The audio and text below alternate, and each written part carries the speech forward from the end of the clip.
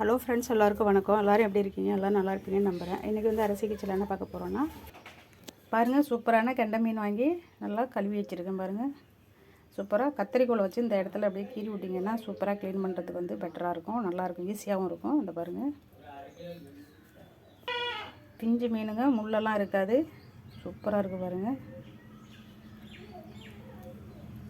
அதுக்கு தேவையான அளவு சின்ன தக்காளி 4 தக்காளி எடுத்து கட் பண்ணி வச்சுருக்கேன். கொஞ்சம் கருவேப்பிலை, சின்ன வெங்காயம் வந்து கொஞ்சம் போல் ஒரு 250 கிராம் எடுத்து கட் பண்ணி வச்சுருக்கேன். நல்லா இவ்வளோ பூண்டுக்கு நச்சு போட்டுக்க போகிறேன். இவ்வளோ பூண்டு, 2 பூண்டு, பெரிய பூண்டு எடுத்துக்கோங்க. இப்போ வாங்க செய்முறையை பார்ப்போம். வீடியோக்குள்ளே போகலாம். மண்சட்டியில் தாங்க குழம்பு வைக்க போகிறோம். இப்போ மண்சட்டி அடுப்பை ஆன் பண்ணி சட்டி அடுப்பில் வச்சு சட்டி நல்லா சூடாகட்டும்.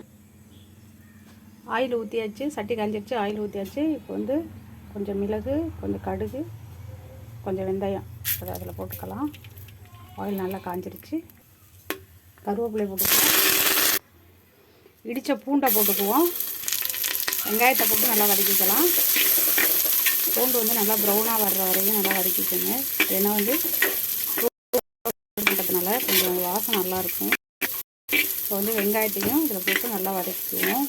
நான் ஆயில் கொஞ்சமாக தான் ஊற்றியிருக்கேன், எனக்கு போதுமானது, உங்களுக்கு தேவை ஊற்றிக்கோங்க.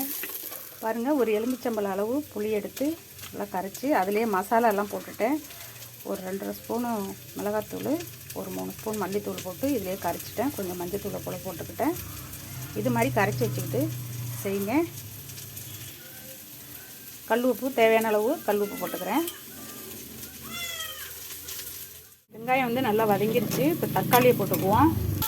புளி நிறையா சேர்த்துட்டிங்கன்னா தக்காளியை கம்மி பண்ணிடுங்க. புளி கம்மியாக சேர்த்துக்கிட்டிங்கன்னா தக்காளியை கொஞ்சம் ஜாஸ்தியாக போட்டுக்கலாம். இல்லைன்னா புளிப்பாக இருந்துட்டு குழம்பு நல்லா இருக்காது. இப்போ வந்து தக்காளி வந்து கொஞ்சம் வெந்தால் போதும்.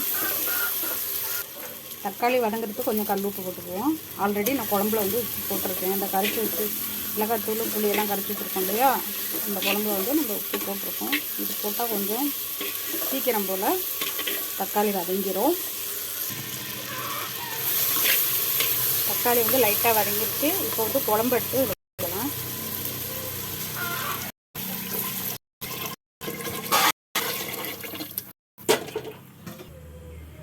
பாருங்கள், உப்பு பத்தலை, நான் கொஞ்சம் உப்பு போட்டுக்கிறேன். உங்களுக்கு தேவையான அளவு உப்பு போட்டு இப்போ வந்து ஒரு மூடி போட்டு நல்லா மூடி வச்சுப்போம். நல்லா கொதிக்கட்டு குழம்பு சூப்பராக இருக்குது.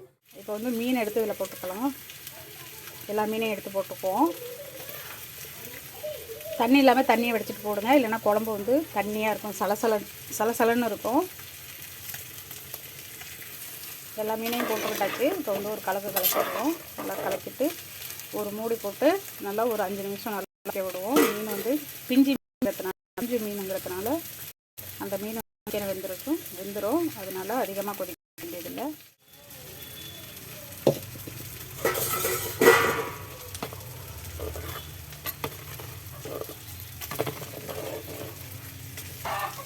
சின்ன வெங்காயம் 4 போட்டு தேங்காய் கொஞ்சம் வந்து அரைச்சி ஊற்றியிருக்கேன். பாருங்கள், தேங்காய் கொஞ்சம் அரைச்சி ஊற்றிங்கன்னா இன்னும் சூப்பராக இருக்கும். தேங்காய் கொதித்த உடனே கொஞ்சம் லைட்டாக கொதித்த உடனே மீன் எடுத்து போட்டுக்கலாம். பாருங்கள், நல்லா கொதிக்குது.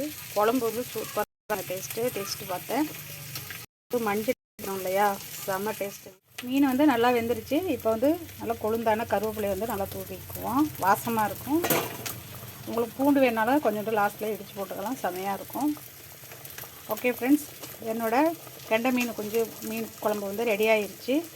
நீங்களும் வீட்டில் செஞ்சு பார்த்துட்டு கமெண்ட் பாக்ஸில் கமெண்ட் பண்ணுங்கள். வீடியோ பிடிச்சிருந்தா சப்ஸ்கிரைப் பண்ணுங்கள், லைக் பண்ணுங்கள், ஷேர் பண்ணுங்கள். நன்றி ஃப்ரெண்ட்ஸ்.